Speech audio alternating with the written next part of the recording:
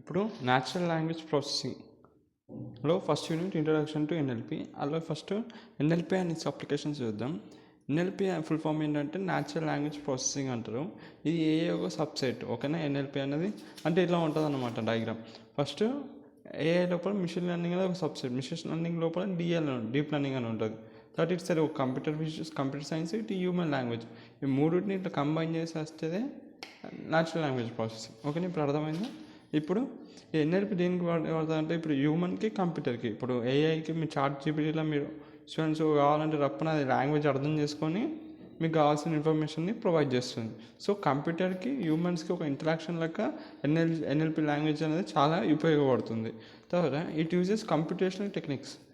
కొన్ని computation techniques వారి and to process and analyse data. ఏదైతే డేటా ఉందో కొన్ని కంప్యూటేషనల్ టెక్నిక్స్ ఉంటాయి దానికంటూ, అవి ప్రాసెస్ చేసి మన డేటాని అనలైజ్ చేస్తుంది. అనలైజ్ చేయడానికి, ప్రాసెస్ చేయడానికి ఆ టెక్నిక్స్ వాడుతుంది ఎన్ఎల్పి అనేది. తర్వాత అది ఎక్కడెక్కడ వాడతారు?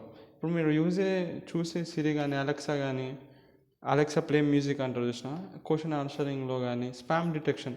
ఇప్పుడు ఒక ఈమెయిల్లో డేంజర్ అయిన వర్డ్ ఉన్నాక ఆటోమేటిక్గా అవన్నీ స్పామ్ ఈమెయిల్స్ లోపలికి వెళ్ళిపోవాలనేసి పెట్టేసినాకనే స్పామ్ డిటెక్షన్ అనేసి ఇవన్నీ ఈమెయిల్స్ అన్నీ అటు వెళ్ళిపోతాయి. అట్లా అనమాట స్పామ్ డిటెక్షన్ వాడతాడు. ఇంకా మిషన్ ట్రాన్స్లేషన్, మిషన్కి అర్థమయ్యే లాంగ్వేజ్ లాగా మారుతుంది, రైట్. అర్థమయ్యేటట్టు నేషనల్ లాంగ్వేజ్ ప్రాసెసింగ్ అనేది వన్ ఆఫ్ ద అప్లికేషన్. తర్వాత స్పీచ్ రికగ్నైజ్, లైక్ ఇప్పుడు గూగుల్లో కానీ ఇట్లా పక్కన మైక్ సింబల్ ఉంటుంది కదా, అలాగే యూట్యూబ్లో మీరు మాట్లాడితే స్పీచ్ రికగ్నైజ్ చేసి టెక్స్ట్లాగా ట్రాన్స్లేట్ చేస్తుంది. సో అలా స్పీచ్ రికగ్నైజేషన్లో కూడా ఎన్ఎల్పి వాడుతుంది. తర్వాత షార్ట్ బాట్స్, ఇప్పుడు మనం యూజ్ చేసే చాట్ జీపీటీ కానీ, అట్లా బ్లాక్ బాక్స్ ఏఐ కానీ, అలా. సెంటిమెంట్ అనాలిసిస్ అంటే మీరు సో ఇన్సిడెంట్ చెప్తే మీరు టెక్స్ట్ లెక్క మీరు చెప్తే అది ఇట్లా ఇస్తాం. మీరు సాడ్లో ఉన్నారో, హ్యాపీ ఉన్నారో, లేకపోతే జాయ్లో ఉన్నారో, పీస్లో ఉన్నారో, దానికి కూడా వాడతారు సెంటిమెంట్ అనాలిసిస్ అంటే.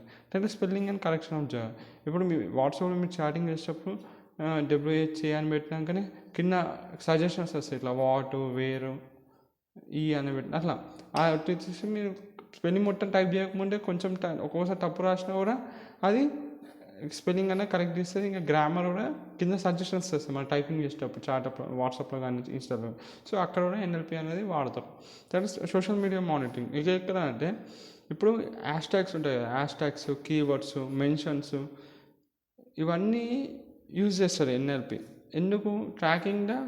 It means tracking hashtags, keywords, mentions related to your brand. మనకు in order to stay informed about your audience and industry.